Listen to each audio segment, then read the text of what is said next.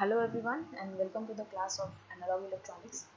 So last section में हम लोगों ने देखा था ऑसिलेटर कैसे काम करता है, उसका वर्किंग प्रिंसिपल. ओके, इस लेक्चर में हम लोग देखेंगे टाइप्स ऑफ ऑसिलेटर. तो हमारे इस डिप्लोमा के सिलेबस में हम लोगों को ओवरऑल 5 टाइप का ऑसिलेटर पढ़ना है. तो Colpitts, heartless, phase shift oscillator, wheel bridge and crystal oscillator. तो हम लोग वन बाय वन ये सबको देखेंगे. उसके पहले हम लोगों को एक रिकैप करना होगा कि हम लोगों ने क्या देखा था कि ऑसिलेटर सर्किट में क्या होता है. एक तो एलसी नेटवर्क होता है, मतलब इंडक्टर रहेगा और कैपेसिटर रहेगा. ये ऑसिलेशन प्रोवाइड करेगा हम लोगों को. लेकिन क्या होता है, टाइम के साथ एनर्जी लॉस होता है और इसका धीरे धीरे क्या होता है, जो मेरा सिग्नल मिलता है वो डैम्ड मिलता है. मतलब शुरू में तो इसका एम्पलीट्यूड सही रहेगा, लेकिन टाइम के साथ वो धीरे धीरे कम होते जाएगा इसका एम्पलीट्यूड. ठीक है. तो लेकिन कोई भी प्रैक्टिकल पर्पस के लिए हम लोगों को क्या चाहिए, सस्टेन्ड ऑसिलेशन. ऐसा ऑसिलेशन जिसका कि एम्पलीट्यूड जो है वो कांस्टेंट रहे टाइम के साथ. इसके लिए क्या करना होता है, एनर्जी लॉस तो होगा, वो तो बेसिक नेचर है कंपोनेंट का. तो सस्टेन्ड ऑसिलेशन के लिए क्या करेंगे कि जितना भी एनर्जी लॉस हुआ है हम लोग उतना एनर्जी एक्सटर्नली प्रोवाइड करेंगे. तो वो वापस से एनर्जी देने के लिए हम लोग क्या यूज़ करते हैं, ये जो एलसी नेटवर्क रहता है उसका आउटपुट हम लोग एक ट्रांजिस्टर में देते थे, जो कि ट्रांजिस्टर एम्पलीफायर की तरह रहता था. ठीक है. और इस एम्पलीफायर का जो आउटपुट होता था उसको हम लोग वापस से फीडबैक करते थे ऑसिलेटर सर्किट में, जो कि पॉजिटिव फीडबैक होता था. पॉजिटिव क्यों? क्योंकि हम लोगों को इस सर्किट में एनर्जी और देना है.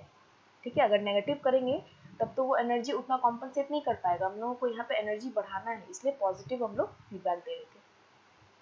ठीक है. तो हम लोग सबसे पहले कॉलपिट्स ऑसिलेटर देखते हैं. सबसे पहला जो टाइप्स ऑफ ट्रांजिस्टर ऑसिलेटर मतलब ऐसा ऑसिलेटर जिसमें कि हम लोग ट्रांजिस्टर एम्पलीफायर यूज किए हुए हैं. ठीक है. तो फर्स्ट है कॉलपिट्स ऑसिलेटर. कॉलपिट्स ऑसिलेटर में भी अभी हम लोग क्या देखें, एक एलसी नेटवर्क रहता है और एक ट्रांजिस्टर एम्पलीफायर रहता है और फीडबैक नेटवर्क रहता है. हम लोग लास्ट जो हमारा लेक्चर था उसमें भी देखे थे एसेंशियल्स ऑफ ऑसिलेटरी सर्किट में 3 चीज़ होता है, एलसी नेटवर्क, फीडबैक नेटवर्क और ट्रांजिस्टर एम्पलीफायर. तो यहाँ पे क्या है, मेरा जो एलसी नेटवर्क है वो ये वाला है. ठीक है. और ये सारा, ये जो कुछ भी है ये पूरा एक ट्रांजिस्टर एम्पलीफायर है, जो कि सीई एम्पलीफायर हम लोग पढ़े थे. ट्रांजिस्टर एम्पलीफायर ये क्या है, पोटेंशियल डिवाइडर बाइसिंग है. ठीक है. ये कलेक्टर पे हम लोग आरएफ चोक लगाए, यहाँ से आउटपुट आ रहा है ट्रांजिस्टर का. क्लियर है. तो ये इतना बड़ा जो डायग्राम है ये बेसिकली कुछ नहीं है, ये पूरा ट्रांजिस्टर है और ट्रांजिस्टर के आउटपुट में यहाँ पे ये लगा हुआ है. ठीक है. आई होप ये क्लियर होगा. तो इसमें क्या होता है, कॉलपिट्स में हम लोग 2 कैपेसिटर यूज करते हैं, एक इंडक्टर यूज करते हैं. ओके. जो भी ट्रांजिस्टर का एम्पलीफायर है वो कहाँ पे आता है, अक्रॉस C1. ठीक है. तो मान लेते हैं यहाँ का जो भी वोल्टेज है कैपेसिटर के अक्रॉस Vc1 डेवलप हुआ, C2 के अक्रॉस Vc2 डेवलप हुआ. ठीक है. अब कैपेसिटर का नेचर क्या है, कहीं से भी आउटपुट मिलेगा तो कैपेसिटर अपने आप को फुल्ली चार्ज कर लेगा. तो अभी यहाँ से जो ट्रांजिस्टर का आउटपुट आ रहा है उस टाइम में जब ये सर्किट ऑन होगा उस टाइम में क्या होगा, C1 और C2 अपने आप को फुल्ली चार्ज कर लेगा. ठीक है. उसके बाद क्या होगा, C1 C2 डिस्चार्ज करेगा L के थ्रू. ये चार्जिंग डिस्चार्जिंग हम लोग ऑलरेडी देख चुके हैं लास्ट लेक्चर में. तो C1 C2 चार्जिंग और डिस्चार्जिंग होगा L के थ्रू, जो कि ऑसिलेटरी मोशन जो है वो प्रोवाइड करेगा. ठीक है. वो जो पोलैरिटी चेंज होता था और ये सब हम लोग देख चुके हैं, वहाँ पे सिर्फ एक कैपेसिटर से देखे थे, यहाँ 2 है. ठीक है. तो ये एलसी नेटवर्क भी हो गया, ट्रांजिस्टर हो गया. अब बचा फीडबैक. तो फीडबैक कहाँ होता है, यहाँ पे फीडबैक हम लोग लेते हैं C2. ये जो वोल्टेज Vc2 है C2 कैपेसिटर के अक्रॉस, वही हमारा फीडबैक वोल्टेज है. ठीक है. क्योंकि ये इसको जब हम लोग यहाँ से ग्राउंड से कनेक्ट कर दिए, दैट मीन्स C1 और C2 जो है वो पोटेंशियल डिवाइडर नेटवर्क बनाता है. जैसे यहाँ पे है R1 R2 potential divider network बना रहा था, Vcc यहाँ आता था, Vcc का कुछ वोल्टेज R1 के अक्रॉस रहता था, कुछ वोल्टेज R2 के अक्रॉस. सिमिलर वे में यहाँ पे जो ट्रांजिस्टर का आउटपुट आ रहा है, ठीक है, वो कुछ आउटपुट C1 के अक्रॉस रहेगा, कुछ आउटपुट C2 के अक्रॉस रहेगा. जो आउटपुट C2 के अक्रॉस रहेगा वही हमारा होगा फीडबैक वोल्टेज. ठीक है. तो कंस्ट्रक्शन यहाँ पे यही चीज लिखा हुआ है. अब क्योंकि हम लोग जानते हैं ये जो सी एम्पलीफायर है वो क्या होता है, इन्वर्टिंग एम्पलीफायर होता है. तो जो भी इनपुट हम लोग दे रहे हैं उसका 180 डिग्री फेज शिफ्ट वर्जन यहाँ पे आएगा आउटपुट पे. मतलब C1 के across 180 degree phase shift output रहेगा। लेकिन हमको क्या करना है, पॉजिटिव फीडबैक देना है, ठीक है। तो अगर ये 180 डिग्री C2 के अक्रॉस भी सेम यही वाला फेज शिफ्ट वाला सिग्नल आएगा तो ये तो 180 डिग्री चला जाएगा उसमें, मतलब नेगेटिव फीडबैक हो जाएगा, लेकिन हमको चाहिए पॉजिटिव। तो अगर एक बार फेज शिफ्ट हुआ है तो यहाँ पे दोबारा फेज शिफ्ट होगा, मतलब C1 VC1 और VC2, VC1 अगर पॉजिटिव है तो VC2 जो है उसको नेगेटिव होना चाहिए, या वाइस वर्सा, अगर VC1 नेगेटिव है तो ये पॉजिटिव होना चाहिए, क्योंकि हम लोगों को पॉजिटिव फीडबैक चाहिए। ओके, तो इसको और हम लोग डिटेल में आगे देखते हैं। तो कंस्ट्रक्शन में यही लिखा हुआ है कि consist of single stage inverting amplifier, single stage है, एक ही ट्रांजिस्टर है इसलिए ये सिंगल स्टेज है। तो जो इन्वर्टिंग एम्पलीफायर है वो 180 डिग्री शिफ्ट प्रोवाइड करेगा, एंड LC फीडबैक नेटवर्क, मतलब ये जो LC फीडबैक नेटवर्क है वो दूसरा 180 डिग्री फेज शिफ्ट करता है। तो हम लोग देखें ऑसिलेटर में पॉजिटिव फीडबैक होता है, पॉजिटिव फीडबैक के लिए क्या होना चाहिए, दो 180 डिग्री फेज शिफ्ट होना चाहिए, ताकि जो भी हमारा सिग्नल है अगर +5 वोल्ट है वो एक बार जब ट्रांजिस्टर से जाएगा तो -5 बनेगा, और दोबारा जब फीडबैक नेटवर्क से जाएगा तो वापस से इसमें फेज शिफ्ट होगा तो वो 5 आ जाएगा, ठीक है। नेक्स्ट है the frequency determining network is found by L, C, C1 and C2। कोई भी ऑसिलेटर सर्किट में हम लोगों को ये पता लगाना होता है कि एक्चुअली में जिस भी फ्रीक्वेंसी का सिग्नल दे रहा है ऑसिलेटर, वो फ्रीक्वेंसी डिटरमाइन कौन कर रहा है, मतलब वो फ्रीक्वेंसी डिपेंड किस पे कर रहा है। अगर हम कोई चीज़ को चेंज करते हैं तो मेरा जो फ्रीक्वेंसी, जो भी सिग्नल है, मान लेते हैं ये सिग्नल आ रहा है मेरा, तो इस सिग्नल का कोई फ्रीक्वेंसी है f, ठीक है। कोई भी ऑसिलेटर एक पर्टिकुलर फ्रीक्वेंसी जनरेट करता है, तो हम लोगों को ये जानना होता है कि क्या इस सर्किट में हम कौन सा पैरामीटर चेंज करेंगे कि मेरा फ्रीक्वेंसी चेंज हो जाएगा, तो उस हिसाब से फिर हम लोग उस पैरामीटर को देखेंगे। तो अभी इस सर्किट में क्या है, हम लोगों को क्या लगता है, अगर R1 का वैल्यू चेंज करेंगे तो क्या मेरा फ्रीक्वेंसी चेंज होगा, जो भी ऑसिलेटरी सर्किट प्रोवाइड कर रहा है, नहीं होगा, ठीक है। किस तीन चीज पे डिपेंड करेगा ऑसिलेशन, C1, C2 और L पे, इन्हीं चीज पे, ठीक है। तो मेरा जो फ्रीक्वेंसी डिटरमाइनिंग नेटवर्क हो गया, जिसको कि हम लोग FDN आगे यूज किए हुए हैं शॉर्ट फॉर्म में, वो होगा L, C1, C2। तो यहाँ पे क्या है, दो सीरीज में कैपेसिटर है जिसको कि पोटेंशियल डिवाइडर की तरह लगाया गया है, ठीक है। यहाँ लिखा भी है कि voltage across C2 provides regenerative feedback required for sustained oscillation, ठीक है। अब कॉलपिट्स ऑसिलेटर, ये फॉर्मूला बहुत इंपॉर्टेंट है न्यूमेरिकल पॉइंट ऑफ व्यू से भी। तो यहाँ पे क्या है, हम लोग जानते हैं ऑसिलेटर के लिए क्या चाहिए, L और C चाहिए, लेकिन यहाँ पे दो C है, ठीक है, दो कैपेसिटर है, सीरीज में लगा हुआ है। तो कैपेसिटर इन सीरीज का फॉर्मूला क्या होता है, ये वाला रजिस्टर का जो फॉर्मूला होता है कैपेसिटर का, उसका जस्ट उल्टा होता है। तो जब रजिस्टर सीरीज में होता है तो R1 + R2 रहता है, रजिस्टर पैरेलल में होता है तो R1 R2 bye R1 + R2 होता है, ठीक है। तो रजिस्टर का जो चीज रहता है, रजिस्टर जो चीज सीरीज में है वो चीज कैपेसिटर पैरेलल में होगा, और रजिस्टर जब पैरेलल में रहता है तब जो फॉर्मूला लगता है वो वाला चीज कब लगेगा, जब कैपेसिटर सीरीज में होगा। तो यहाँ कैपेसिटर सीरीज में है C1 और C2, तो इक्विवेलेंट जो कैपेसिटेंस होगा क्या होगा, C1 C2 by C1 + C2, ठीक है। तो लास्ट लेक्चर में ऐसे भी हम लोग बोले थे कि जो भी अगर LC नेटवर्क है हमारा तो फ्रीक्वेंसी ऑफ ऑसिलेशन क्या होता है, 1/2π√LC, ठीक है। तो सेम वही फॉर्मूला है, 1/2π√LC। उस केस में क्या था, एक L था और एक C था, लेकिन अभी हमारे पास दो C है, तो दो C के लिए हम लोग इक्विवेलेंट कैपेसिटेंस निकालेंगे। तो मान लो इक्विवेलेंट कैपेसिटेंस या टोटल कैपेसिटेंस, यहाँ बुक में CT लिखा हुआ है टोटल कैपेसिटेंस, ठीक है। तो फॉर्मूला क्या हो जाएगा, 1/2π√LCT, जहाँ CT क्या हो जाएगा, टोटल कैपेसिटेंस, मतलब C1 C2 सीरीज में है तो टोटल कैपेसिटेंस क्या होगा, C1 C2 by C1 + C2। तो क्लियर है ये। तो अभी नेक्स्ट हम लोग देखते हैं कि ये ऑपरेट कैसे करता है। तो हम लोग ये चीज हम लोग देख लिए, बस जो लिखा हुआ है वो एक बार रीड आउट कर लेते हैं। When circuit is on, C1 C2 are charge, जैसे ही सर्किट ऑन करेंगे जो एम्पलीफायर का आउटपुट है वो क्या करेगा, C1 और C2 दोनों को चार्ज कर लेगा। जब वो चार्ज हो गया उसके बाद क्या होगा, कैपेसिटर डिस्चार्ज करेगा L के थ्रू, तभी ऑसिलेशन प्रोड्यूस होगा, ये हम लोग जानते हैं। तो जब डिस्चार्ज होगा तो जो भी वोल्टेज यहाँ C1, ये V आउट क्या है, ट्रांजिस्टर का आउटपुट वोल्टेज, तो ट्रांजिस्टर का आउटपुट वोल्टेज अगर C1 के अक्रॉस प्लस और माइनस इस तरीके से है तो C2 के अक्रॉस हम लोगों को एक 180 डिग्री फेज शिफ्ट मिलता है, जो कि हम लोग देखे भी थे कि 180 एक फेज शिफ्ट जो रहता है वो एम्पलीफायर पे रहता है और एक फेज शिफ्ट फीडबैक नेटवर्क पे, ठीक है। तो यहाँ ये प्लस माइनस है, यहाँ माइनस प्लस हो गया, ये VF मतलब फीडबैक वोल्टेज। तो C2 के अक्रॉस जो भी वोल्टेज रहेगा वही फीडबैक वोल्टेज रहता है. The output voltage of amplifier appears across C1 and feedback voltage is developed across C2. Amplifier से जो भी आउटपुट आ रहा है वो C1 के अक्रॉस है और ये इंडक्टर के थ्रू डिस्चार्ज होकर के और C2 का जो है वो फीडबैक वोल्टेज बना रहा है. Voltage across C2 is 180 degree out of phase with voltage across C1. ये पोलैरिटी से भी यहाँ हम लोग देख सकते हैं. Thus voltage feedback to the transistor provides positive feedback which is required for sustained oscillation. Sustained oscillation, sustain करना मतलब टाइम के साथ वो सस्टेन कर रहा है, अपना एम्पलीट्यूड को घटने नहीं दे रहा है, तो उसके लिए बहुत ज़रूरी है कि हम लोग पॉजिटिव फीडबैक लाएं. ठीक है, तो जो कि इस सर्किट में है. अब अगर पूछता है कि फीडबैक फ्रैक्शन क्या है, जैसा कि हम लोग पढ़ते थे नेगेटिव फीडबैक में हम लोग फीडबैक फ्रैक्शन निकालते थे. तो फीडबैक फ्रैक्शन क्या है? Amount of feedback voltage in Colpitts oscillator depend on feedback fraction of the circuit. तो उस टाइम हम लोग फीडबैक फ्रैक्शन बीटा देखे थे. तो कॉलपिट्स में अगर देखा जाएगा तो फ्रैक्शन क्या होगा? VF feedback voltage bye V out, मतलब ये जो टोटल आउटपुट वोल्टेज था वो. ठीक है, तो VF बाय V आउट. अब V इक्वल्स टू क्या होगा? IR. ठीक है, R मतलब क्या होता है? रेजिस्टेंस. तो इस केस में कैपेसिटर है तो वो इम्पीडेंस होगा. तो I कट जाएगा, बच गया ये. तो इसको इस तरह से भी लिख सकते हो XC2 बाय XC1. VF क्या है? VF है वोल्टेज अक्रॉस C2, इसीलिए यहाँ पे लिखिए XC2. V आउट क्या है? वोल्टेज अक्रॉस C1, इसीलिए यहाँ पे लिखिए XC1.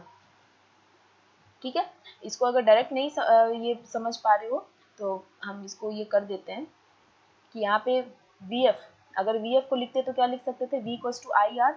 तो I और R की जगह XC2, क्योंकि VF क्या है? C2 के अक्रॉस. V आउट को क्या लिख सकते थे? IXC1. ठीक है, रेजिस्टेंस ऑफ C1. तो I कट जाएगा क्योंकि ये पूरा सीरीज नेटवर्क है तो करंट तो सेम रहेगा, तो I कट जाएगा, बच क्या जाएगा? XC2 bye XC1.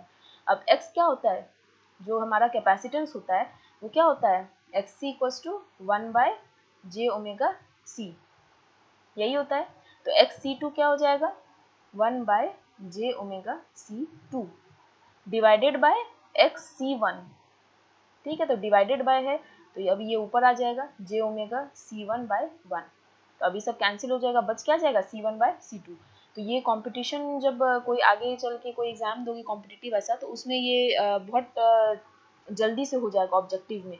तुमको पूरा सॉल्व करने का जरूरत नहीं है, सिर्फ ये याद रखना है कि कॉलपिट्स में 2 कैपेसिटर होता है तो उसमें फीडबैक फ्रैक्शन क्या होगा? C1 बाय C2 होगा.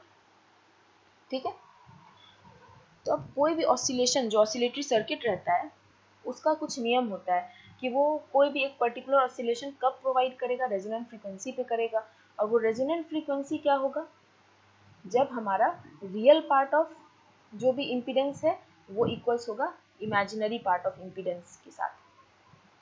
ठीक है, मतलब रियल पार्ट ऑफ Z होता है impedance, equals to imaginary part of. तो अभी कॉलपिट्स में हम लोग क्या देख रहे हैं? रियल पार्ट मतलब क्या होता है? रेजिस्टेंस. तो रेजिस्टेंस तो कोई है नहीं, सिर्फ इमेजिनरी पार्ट ही है, मतलब सिर्फ कैपेसिटर और इंडक्टर ही है. तो जो भी मेरा रेजिस्टेंस होगा वो सब इमेजिनरी वाला चीज़ रहेगा. तो real part equals to imaginary part. तो रियल वाला कोई चीज़ तो है नहीं, मतलब रेजिस्टेंस तो है नहीं, मतलब ये जीरो हो जाएगा. तो जितना भी इमेजिनरी रिएक्टेंस है वो इक्वल्स टू जीरो. तो मेरे पास कितना है? एक C1, C2 और इंडक्टर. तो इन तीनों के कॉरेस्पॉन्डिंग क्या हो जाएगा मेरा? C1 की जगह होगा XC1 reactance of C1 capacitor plus reactance of C2 capacitor plus reactance of inductor should be 0. अगर ये कंडीशन फुलफिल होता है तभी मेरा ऑसिलेशन होगा. ठीक है, ये बहुत ही इजी सा है. अब इसमें क्या करना है? हम लोग जानते हैं रिएक्टेंस क्या होता है? 1 बाय J ओमेगा C. तो अभी XC1 है, मतलब C1 कैपेसिटर के लिए ये हो जाएगा, C2 के लिए 1 बाय J ओमेगा C2 हो जाएगा, और इंडक्टर का क्या होता है? J ओमेगा L, ये हो जाएगा J ओमेगा L. अब यहाँ से 1 बाय J ओमेगा कॉमन ले लेंगे तो 1 bye C1 plus 1 bye C2, ये J ओमेगा L को इधर भेज दो, माइनस J ओमेगा L. ठीक है ना, इसमें एलसीएम लेके ये सारा कुछ करके यहाँ पे ये J ओमेगा जो है उसको इधर साइड भेज देना है तो वो मल्टीप्लाई में हो जाएगा. यहाँ क्या देखना है कि J स्क्वायर जो होता है वो इक्वल्स टू -1 होता है. मैथ्स में प्रोबेबली पढ़े होगे तुम लोग कि J स्क्वायर इक्वल्स टू -1. ठीक है, तो ये C1 plus C2 by C1 C2 क्या हो जाएगा? 1 बाय CT. ये हम लोग देख चुके हैं कि जो टोटल कैपेसिटेंस है वो होता है C1 C2 by C1 plus C2, series combination. लेकिन यहाँ पे ये जस्ट उल्टा आ रहा है, इसलिए 1 बाय CT लिखे और ये क्या हो जाएगा? Minus J square omega square L. अब 1 by L CT equals to J square क्या हो जाता है? -1, और पहले से माइनस है. ठीक है, तो ये 1 हो गया. तो हमारा क्या आ गया, omega square equals to 1/LCT। तो ओमेगा इक्वल्स टू क्या होगा, 1/√LCT। अब ओमेगा क्या होता है, angular frequency, omega equals to होता है 2πf, तो 2πf इक्वल्स टू 1/√LCT। ठीक है, तो अब यहाँ से f निकालेंगे तो क्या होगा, f इक्वल्स टू 1/2π√LCT। यही फॉर्मूला अभी हम लोग देखे भी थे कॉलपिट्स में, हम लोग डिराइव भी कर लिए। ठीक है, पता चल गया कि ये फॉर्मूला कहाँ से आया था। तो लगभग हर ऑसिलेटर के लिए हम लोग यही करेंगे कि जो भी रियल इक्वल्स टू इमेजिनरी करना है और जो कंडीशन आएगा वो बताना है। तो ये कॉलपिट्स ऑसिलेटर में क्या हुआ, जब real part equals to imaginary part किए तो हम लोगों को ये वाला इक्वेशन आया कि जो फ्रीक्वेंसी है वो है 1/2π√LCT। ठीक है, इसको अगर दूसरे तरीके से देखें तो क्या सोच सकते हैं कि जो भी फ्रीक्वेंसी आएगा ऑसिलेटर का, जो भी फ्रीक्वेंसी का सिग्नल वो जनरेट करेगा वो डिपेंड किस पे कर रहा है, एल और सी टी पे, क्योंकि 2π तो क्या है, 2π तो एक कांस्टेंट है, एल सी टी। ठीक है, मतलब या तो एल को चेंज करेंगे तो फ्रीक्वेंसी चेंज होगा, या सी टी में से सी टी को चेंज करेंगे तो फ्रीक्वेंसी चेंज होगा। अब सी टी में क्या क्या है, C1 और C2, तो इसका मतलब L, C1 और C2 ये तीन ऐसा पैरामीटर है जिसको चेंज करेंगे तो मेरा फ्रीक्वेंसी चेंज होगा। ठीक है, इसीलिए L, C1, C2 का कहा गया था कि वो जो है फ्रीक्वेंसी डिटरमाइनिंग नेटवर्क फॉर्म करता है।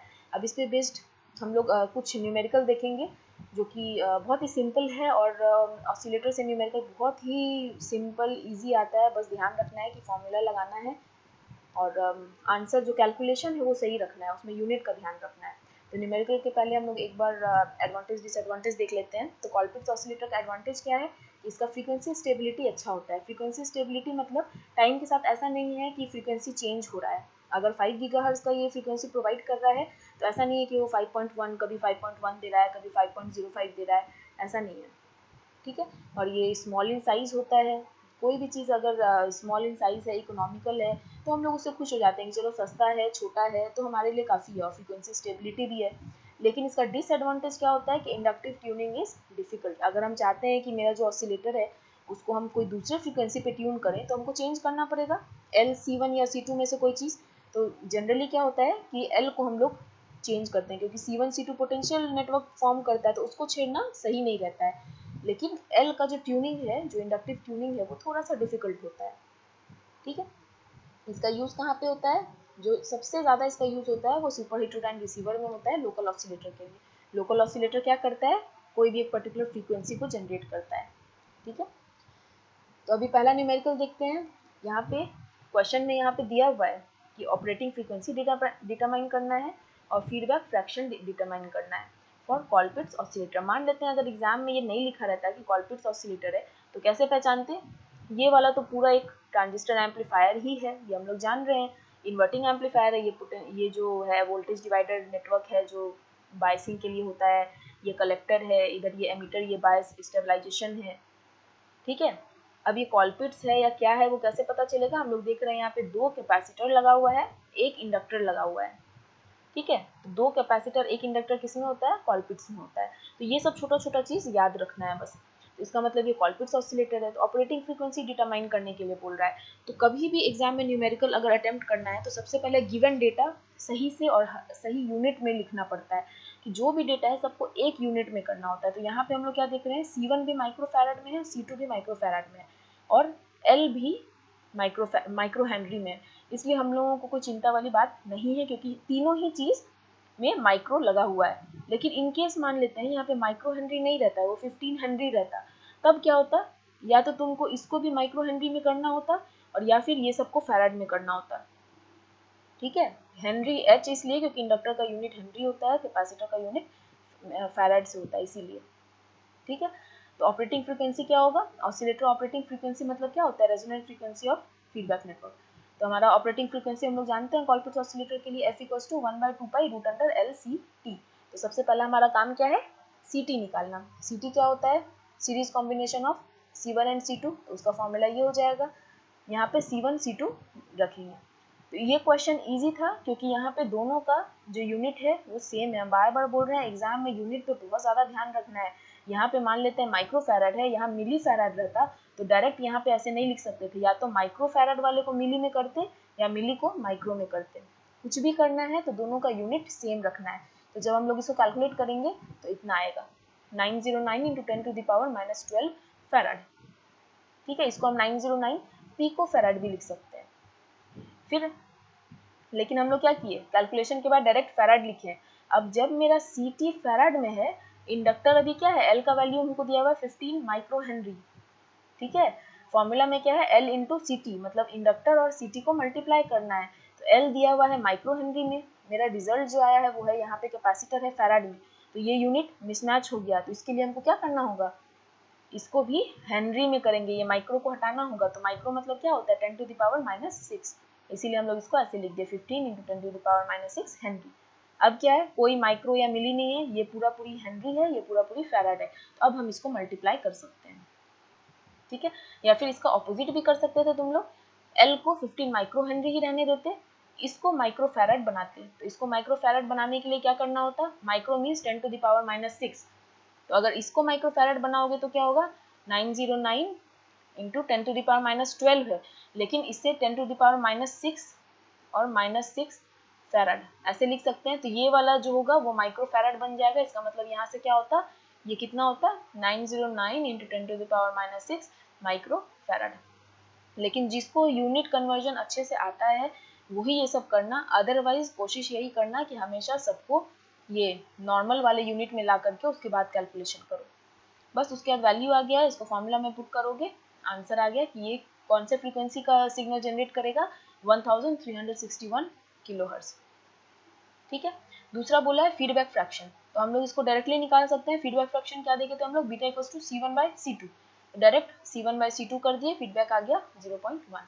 इसमें भी फिर वही है, दोनों माइक्रो फैराड में था इसीलिए हम लोग डायरेक्ट कर दिया, अगर यूनिट अलग अलग रहता तो फिर हम लोग यूनिट को कंसिडर करते।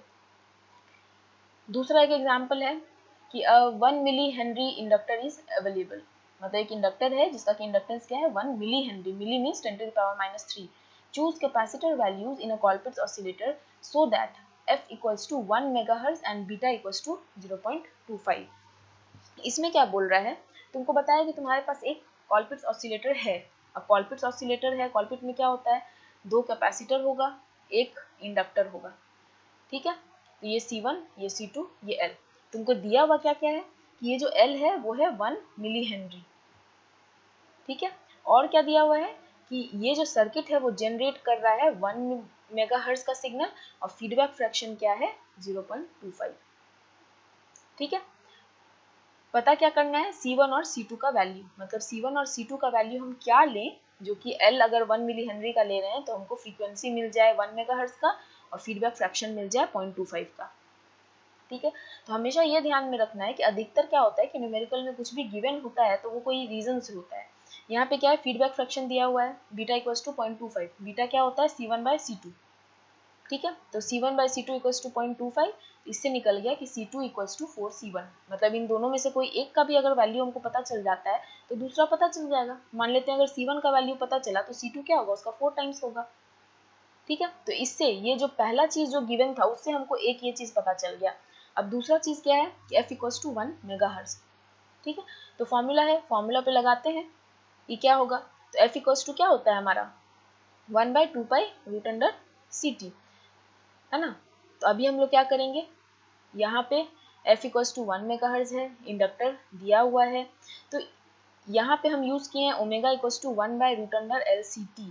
कोई ज़रूरी नहीं है, तुम लोग इसको वो वाला भी यूज कर सकते हो कि f equals to 1/2 pi root under LCT, ये भी कर सकते हो। थोड़ा सा सिंप्लीफाई हो जाता है ऐसे करने पे, इसीलिए हम ओमेगा पहले निकाल लिए यहाँ से 2πf से।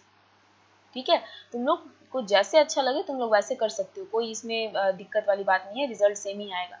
तो ओमेगा क्या हो जाएगा 2πf, तो ओमेगा हो गया इतना। इंडक्टर मेरा है 1 मिली हेनरी, मिली मतलब 10 टू द पावर -3, तो अब ओमेगा इक्वल्स टू क्या होगा 1/रूट अंडर LCT।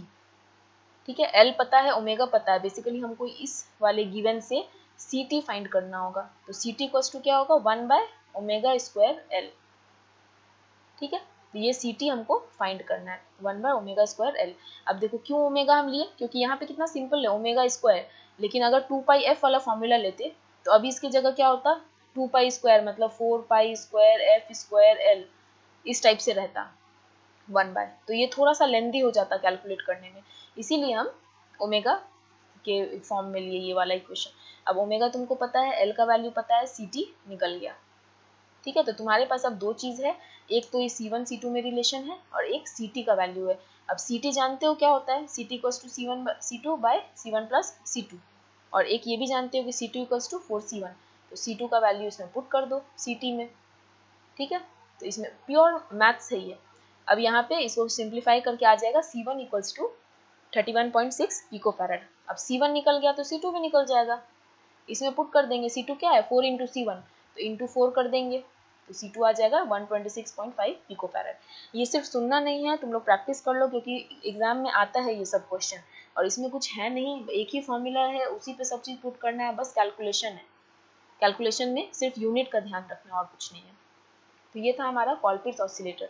नेक्स्ट जो है हमारा हार्टले ऑसिलेटर, ये बिल्कुल सिमिलर है कॉलपिट्स से, बस इसमें क्या अंतर है, हम लोगों का यहाँ पे पहले वाले में क्या था, दो कैपेसिटर रहता था, एक इंडक्टर रहता था, ठीक है, लेकिन हार्टलेस में क्या होता है, दो इंडक्टर है, एक कैपेसिटर है, बस यही अंतर है, बाकी कोई अंतर नहीं है, बिल्कुल सेम है, ठीक है।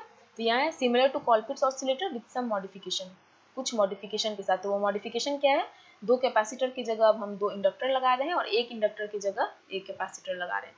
Instead of using two tap capacitor, two tap inductors L1 and L2 are placed across a common capacitor, ठीक है। तो इसमें जो FDN होगा, फ्रीक्वेंसी डिटरमाइनिंग नेटवर्क, वो किसके कारण होगा, L1 L2 और C के। फॉर्मूला जो होगा वो भी सेम होगा, फॉर्मूला क्या होता है LC नेटवर्क के लिए 1/2π√LC, लेकिन अब क्या है, यहाँ पे L 2 है, इसीलिए यहाँ पे LT हो जाएगा, ठीक है। पहले वाले में क्या था, C 2 था, इसीलिए हम लोग LCT लिख रहे थे, लेकिन यहाँ पे इंडक्टर 2 है, इसलिए टोटल इंडक्टेंस यहाँ पे आएगा, इसलिए √2π/LTC, ठीक है। इंडक्टेंस सीरीज में है, तो इंडक्टेंस का जो फॉर्मूला होता है सीरीज और पैरेलल में वो सेम होता है जो कि रेजिस्टेंस के लिए होता है।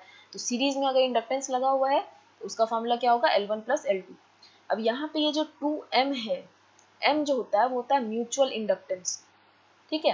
तो वो पता नहीं तुम लोग पढ़े हुए या नहीं, कि जो इंडक्टेंस होता है, अगर दो इंडक्टेंस को पास में रखते हैं तो उन लोग का अपना जो इंडक्टेंस होता है वो तो वो है ही, लेकिन आपस में भी वो लोग म्यूचुअल इंडक्टेंस क्रिएट करता है, ठीक है। तो अगर क्वेश्चन में M के बारे में दिया है तब तो M को कंसीडर करना है, और नहीं तो M को ये वाला पोर्शन जो है 2M उसको कंसीडर नहीं करना होगा। अगर M नहीं दिया है तो हम लोग direct LT equals to L1 plus L2 लेंगे, लेकिन अगर क्वेश्चन में M का वैल्यू मेंशन है तो फिर LT जो होगा वो L1 plus L2 plus 2M होगा।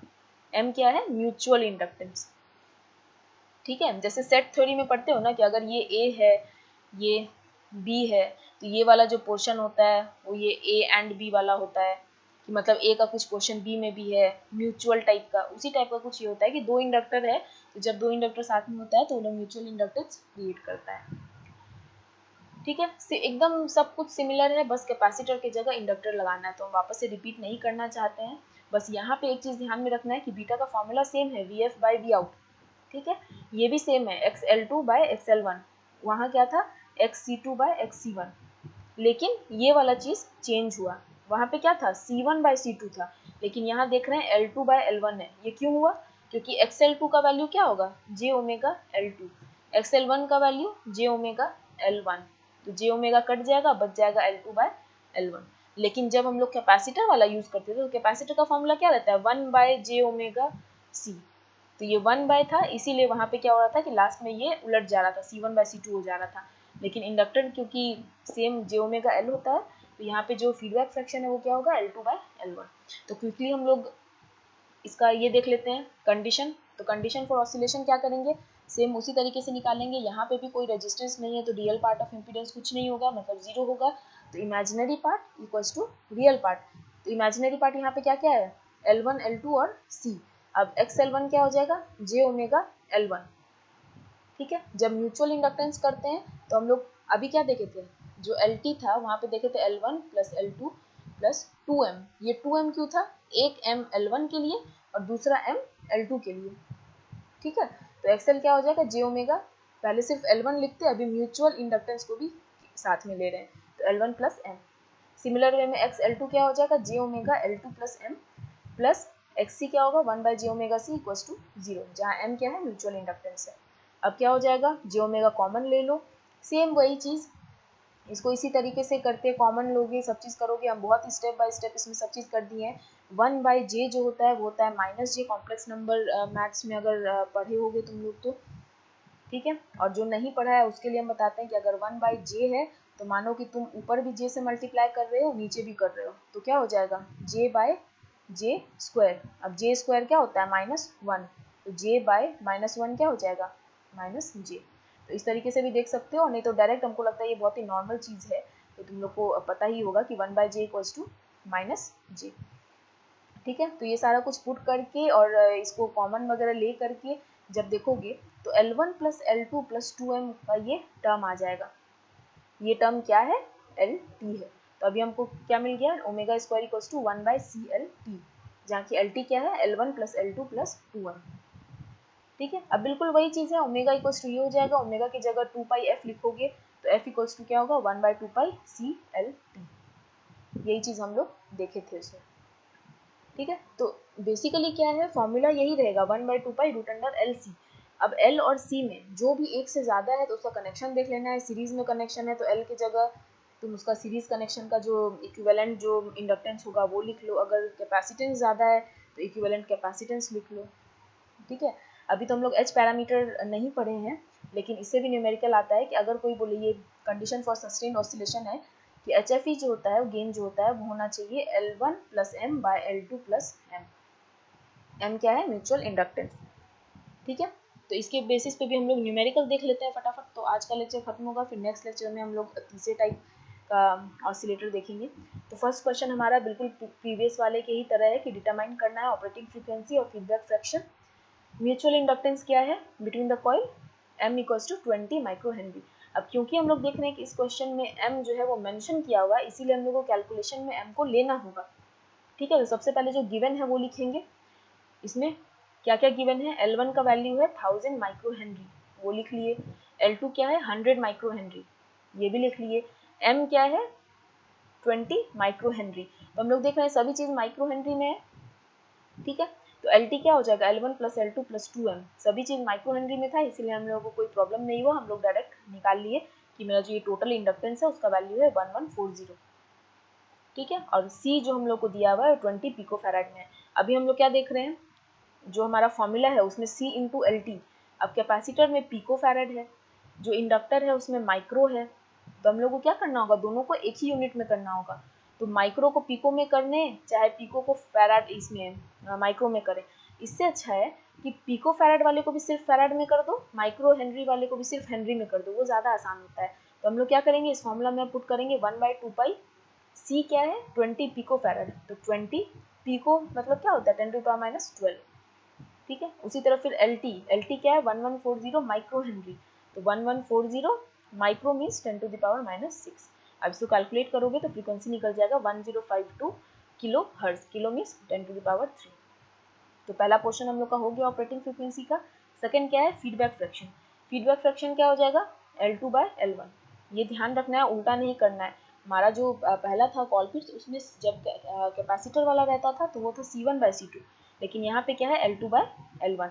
तो बीटा L2/L1 होगा तो क्या होगा 100/1000, ये हमारा हो गया 0.1, ठीक है। दूसरा जो हमारा न्यूमेरिकल है वो भी बिल्कुल प्रीवियस वाले की तरह, पहले भी हम लोगों को कैपेसिटर का इंडक्टर का वैल्यू दिया था, बोला था 2 कैपेसिटर क्या होना चाहिए। यहाँ पे क्या है, कैपेसिटर का वैल्यू दिया हुआ है और बोला जाएगा कि L1 और L2 का वैल्यू क्या होना चाहिए। सेम प्रीवियस क्वेश्चन ही है, बस इसमें इंडक्टर का वैल्यू ढूंढना है L1 L2। प्रोसेस बिल्कुल सेम रहेगा। फीडबैक फ्रैक्शन बीटा = 0.2, बीटा क्या होता है L2/L1, तो L2/L1 = 0.2। इससे हम लोग को क्या पता चला कि जो L1 है वो 5 टाइम्स L2 के, ठीक है। दूसरा चीज़ क्या दिया हुआ है कि जो मेरा फ्रीक्वेंसी है वो है 1 मेगाहर्ट्ज का, तो हम लोग ओमेगा निकाल लेंगे पहले, 2πf, ये आ गया। कैपेसिटर का वैल्यू दिया हुआ है पिको फैराड, उसको नॉर्मल फैराड में कर लेंगे। अब फॉर्मूला में पुट करेंगे तो ओमेगा = क्या होगा 1/√CLT, यहाँ से हमको LT मिल जाएगा। तो सिमिलर एकदम प्रीवियस क्वेश्चन में जैसे किए थे, LT का वैल्यू निकाल लेंगे। LT मिल गया हमको 25.3 मिली हेनरी। अब LT क्या होता है, अब क्योंकि देखो यहाँ पे कोई भी म्यूचुअल इंडक्टेंस मेंशन नहीं है, M के बारे में कोई चर्चा नहीं है, तो हम लोग M को नहीं लेंगे। और जब M को नहीं लेंगे तो LT क्या हो जाएगा, सिर्फ L1 + L2 होगा, वो जो +2m रहता था वो नहीं होगा। लेकिन अगर क्वेश्चन में M दिया रहता तो फिर हम लोगों को यहाँ पे कंसिडर करना होता, ठीक है, क्वेश्चन में नहीं है तो हम लोग म्यूचुअल इंडक्टेंस नहीं उसको इसमें लेंगे सीन में। तो एल टी क्या होगा, L1 plus L2। L T का हम लोग वैल्यू निकाल दिए हैं, तो L T equals to L1 plus L2 और L1 क्या है 5L2, इसमें पुट कर दो। तो L T equals to L1 की जगह 5L2 प्लस L2, ये हो जाएगा 6L2।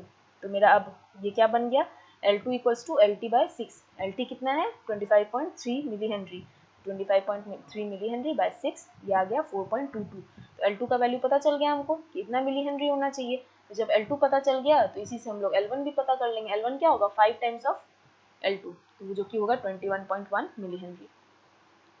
ठीक है, तो ये सारा कुछ है, बहुत ही सिंपल सा है, प्रैक्टिस करने से ही होगा। तो अगले जो नेक्स्ट लेक्चर हमारा होगा उसमें हम लोग फेज शिफ्ट ऑसिलेटर से स्टार्ट करेंगे। तो आज के लेक्चर के लिए इतना ही, थैंक यू।